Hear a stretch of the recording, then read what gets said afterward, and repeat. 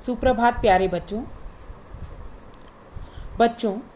अपनी पिछली कक्षा में यानी कि 22 तारीख को हमने अनौपचारिक पत्र के प्रारूप पर चर्चा की थी। इनफॉर्मल लेटर किस तरह से लिखा जाता है उसका प्रारूप मैंने आपको समझाया था तथा आपको लिखने के लिए भी दिया गया था कि क्या क्या अंग उसमें ज़रूरी हैं पत्र लिखने के लिए। तो आज हम जो शुरू करने वाले हैं वो एक अनौपचारिक पत्र है।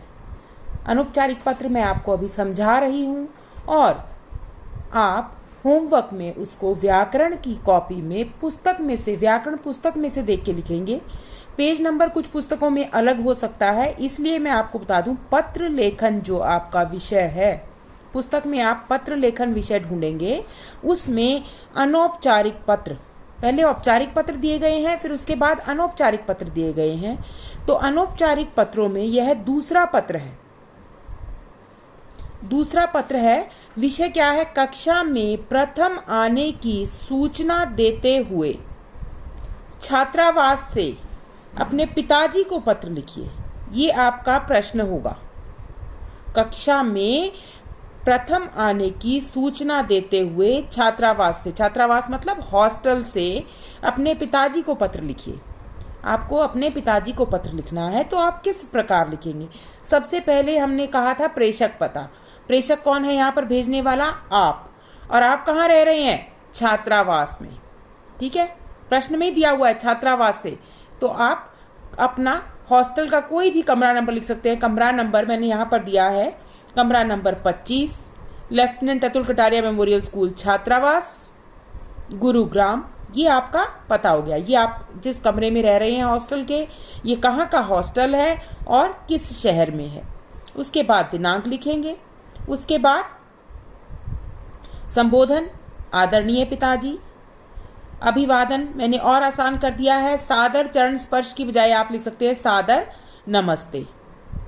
और अब जैसा कि मैंने आपको बताया था कि 3 अनुच्छेद लिखने जरूरी हैं, तो उसमें सबसे पहला अनुच्छेद आप नंबर नहीं डालेंगे। यहाँ मैंने पहचान के लिए आपको नंबर डाला है, परंतु आप पैरे बनाएंगे अलग अलग। पैरे बनाने का ढंग आपको आता है।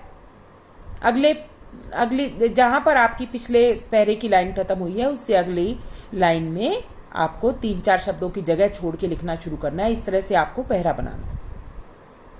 तो पहला पैरा क्या बनाओगे? पहला अनुच्छेद में आप शुरुआत में ये लिखोगे, जब भी अनौपचारिक पत्र लिखते हो, चाहे वो किसी को भी लिखो आप, मैं यहाँ पर कुशलता से हूँ और आशा करता हूँ कि आप सब भी सकुशल होंगे। अपना हालचाल आपने बता दिया और जिसको पत्र लिख रहे हो उनका भी हालचाल आपने पूछ लिया। उसके बाद दूसरा पैरा आप बनाएंगे। जैसा कि मैंने बताया था आपको कि अब आप मुख्य विषय पे आ जाओगे। विषय आपका क्या है? आपको अपनी कक्षा में प्रथम आने की सूचना देनी है पिताजी को।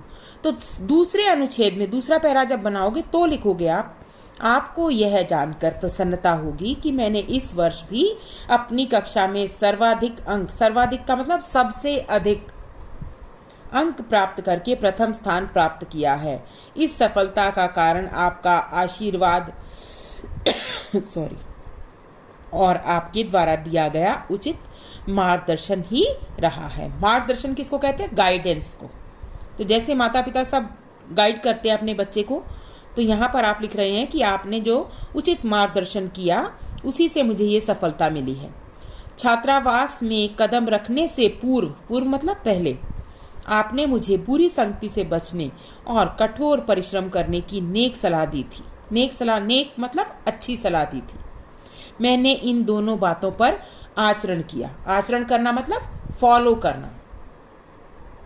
अब तीसरा पैरा आप शुरू करेंगे। तीसरे पैरे में आप लिखेंगे, मैं भविष्य में भी परिश्रम करके इस स्थान को बनाए रखने का प्रयास करता रहूंगा। आपके आशीष मतलब आशीर्वाद और प्रेरणा भरे पत्र की प्रतीक्षा रहेगी।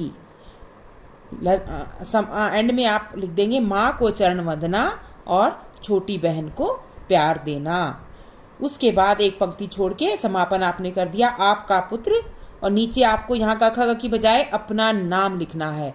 लड़कियाँ लिखेंगी आपकी पुत्री, यहाँ पर अपना नाम लिखेंगी। इस तरह से बेटे आपको ये पत्र लिखना है।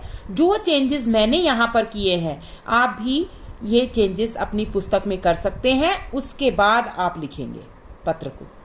यहाँ पर आप कमरा नंबर, फिर स्कूल का नाम और उसके साथ छात्रावास लगा देंगे, और यहाँ पर आप लिखेंगे गुरुग्राम, फिर दिनांक, उसके बाद संबोधन, फिर अभिवादन, और उसके बाद 3 पैरे में विषय वस्तु, और उसके बाद समापन, और आप अपना संबंध वहाँ पर लिख देंगे, आपका पुत्र, और नीचे अपना नाम लिखेंगे यहाँ पर। इस तरह से यह अनौपचारिक पत्र आपको अपनी हिंदी व्याकरण की कॉपी में लिखना है। धन्यवाद।